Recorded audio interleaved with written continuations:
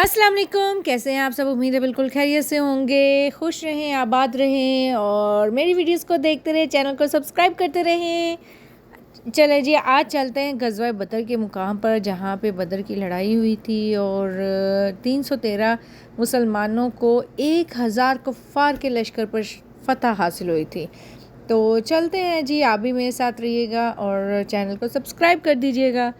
और हम पहुंच चुके हैं तकरीबन 2 घंटे के अंदर। मदीना से 2 घंटे का फ़ासला था, तो हम पहुंचे हैं बदर के मुकाम पर। और यहाँ पे ये देखिए सारा एक इलाका जो है ये बदर का मुकाम है। और ये है मस्जिद अरीश, और अल अरीश के नाम से ये जानी जाती है। और यहाँ पे ये जो मैदान आपको नज़र आ रहा है, यहाँ पे सारी लड़ाई का मैदान बना था जब बदर की जंग हुई थी। और ये हस्बैंड बच्चों को दिखा रहे हैं कि हम बदर के मुकाम पर आए हैं। और इब्राहिम भाग के अपनी बुक ले आया, कहता बाबा जी ये देखें मेरी बुक में भी है ये ना ग़ज़वा बदर की जंग के बारे में बताया हुआ। तो बस इंशाल्लाह हमने कहा आप आएंगे तो हम आपको फिर लेके भी आएंगे। और यहाँ हम पहले थे ऊपर पहाड़ी, जो मेन रोड था वो ऊंचाई पर था, और जो नीचे आ रहे हैं वो नीचे की तरफ था। तो मैं वीडियोस बना रही थी, फिर मैंने कहा हाथ पकड़ लें भाई, या तो कैमरा गिरेगा, मोबाइल गिरेगा, या मैं गिरूंगी। तो ये वो मुकाम है जहाँ अबू जहल को दफन किया गया है। अबू जहल की यहाँ पे लाश है और लोग पत्थर मार मार के दिली खुशी, दिली सुकून हासिल कर रहे हैं। अबू जहल वो बंदा है जो हजूर सल्लल्लाहु अलैहि वसल्लम को जिसने बहुत तकलीफ़ें पहुँचाई, अज़ियतें पहुँचाई। और जब इसका कत्ल किया गया, कत्ल किसने किया इसका, अब्दुल्ला बिन नबी मसूद ने इनकी गर्दन काट दी थी। लेकिन उससे पहले 2 बच्चे माज और माउज़, इन्होंने उनकी मार मार के हालत बहुत बुरी कर दी थी। लेकिन उनको लगा कि ये कत्ल हो चुके हैं, लेकिन वो कत्ल नहीं हुआ था अबू जहल। उसको फिर अब्दुल्ला बिन इब्ने मसूद ने उनकी गर्दन उड़ाई और उनका जो सर था वो आप सल्लल्लाहु अलैहि वसल्लम की खिदमत में पेश किया। तो आप सल्लल्लाहु अलैहि वसल्लम बहुत खुश हुए। उन्होंने कहा आज इस उम्मत का फ़िरौन कत्ल हो गया, और उन्होंने बहुत बहुत ज़्यादा खुशी का इजहार किया था। और ये जो मस्जिद आपको नज़र आ रही है ये है मस्जिद अल अरीश। और यहाँ पे आप सल्लल्लाहु अलैहि वसल्लम ने जंग से पहले नमाज अदा की थी। और इस मुकाम पर नमाज अदा करने के बाद आपने अल्लाह ताला से दुआ फरमाई थी मुसलमानों की फ़तह के लिए, क्योंकि मुसलमान 313 थे और कुफ़ार का जो लश्कर था, मुशरिकीन का जो लश्कर था, वो तकरीबन 1000 की तादाद में था। और उनके पास बहुत सारी ऊँट, घोड़े और तलवारें और नेज़े वगैरह थे, जबकि मुसलमानों के पास हर चीज़ बहुत कम तादाद में थी। आप सल्लल्लाहु अलैहि वसल्लम ने जब अल्लाह ताला से दुआ की तो अल्लाह ताला ने 1000 फ़रिश्तों के साथ उनकी मदद करने की वही नाज़िल फरमाई। और अल्लाह ताला के हुक्म से जो कुफ़ार और मुशरिकीन थे, कुफ़ार और मुशरिकीन, उनको मुसलमानों की तादाद डबल करके दिखाई, ताकि कुफ़ार के दिल में मुसलमानों का रौब दबदबा पैदा हो जाए। और जो मुसलमान थे अल्लाह ताला ने उनको कुफ़ार की तादाद बहुत कम दिखाई, ताकि जो मुसलमान हैं वो हिम्मत, जोश और जज्बे के साथ अपनी लड़ाई लड़ सकें। तो ये था जी वो बदर का मुकाम। और लोग यहाँ पे बहुत ज़्यादा ज़ियारतों के लिए आ रहे हैं, गाड़ियों की गाड़ियाँ भर भर के आ रही हैं। और यहाँ पे काफ़ी जड़ी बूटियाँ भी हैं जो सेल हो रही हैं और लोग ख़रीद रहे हैं। और मैंने सुना था ये, बल्कि ये बता भी रहे हैं भाई कि जिनके औलाद नहीं है उनके लिए भी यहाँ से जड़ी बूटियाँ मिलती हैं। और ये ग़ज़वा बदर के मुकाम पर, ग़ज़वा बदर में जो भी सहाबा कराम शहीद हुए थे ये उनके नाम है। और इसमें एक नाम है उमैर बिन अल हमाम।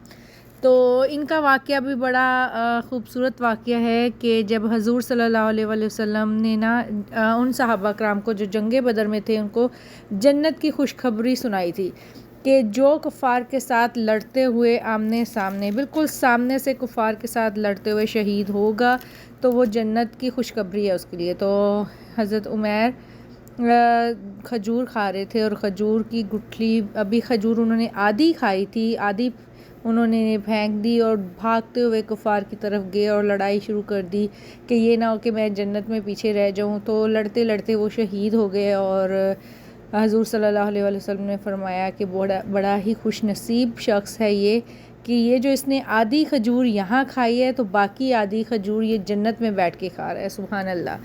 ये वो सहाबा है जिनको सीधा जन्नत की बशारत दी गई थी। और कितने खुश नसीब सहाबा थे कितने खुशनसीब मुसलमान थे जिन्होंने जन्नत की खुशखबरी पाली और यहाँ पे इतना बड़ा कब्रिस्तान था और जन्नतुल बकी की तरह की उसको शक्ल दी गई थी। ये बच्चे इंजॉय कर रहे हैं हायरा एंड श्रेम और पहाड़ पर लोग चढ़े हुए थे, मोमेंट कैप्चर कर रहे थे, वीडियोस बना रहे थे।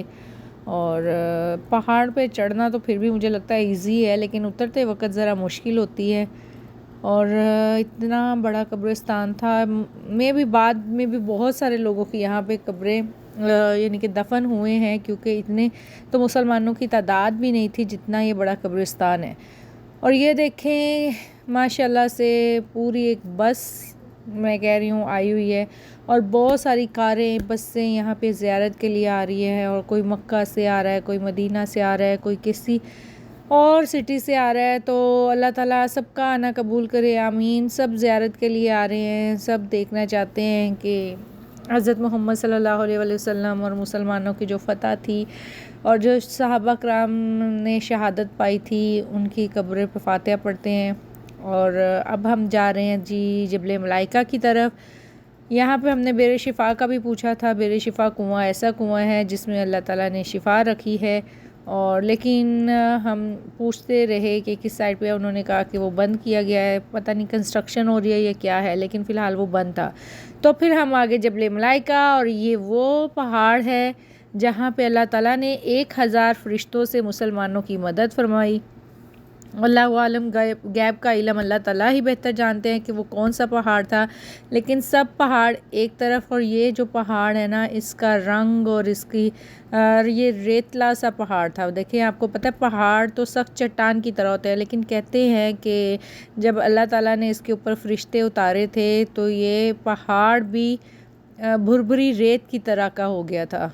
और इसकी जो रेत है, ऐसी रेत भी मैंने पहले कभी नहीं देखी, बिल्कुल साफ़ सुथरी। और मैंने ये भी सुना है कि आंधी आए, तूफ़ान आए, हवा चले, इसकी जो रेत है वो नहीं उड़ती, इसकी रेत अपनी जगह पे ही रहती है। अब पता नहीं ये मैं सही एग्जैक्ट तो नहीं मुझे पता, लेकिन मैंने सुना यही है।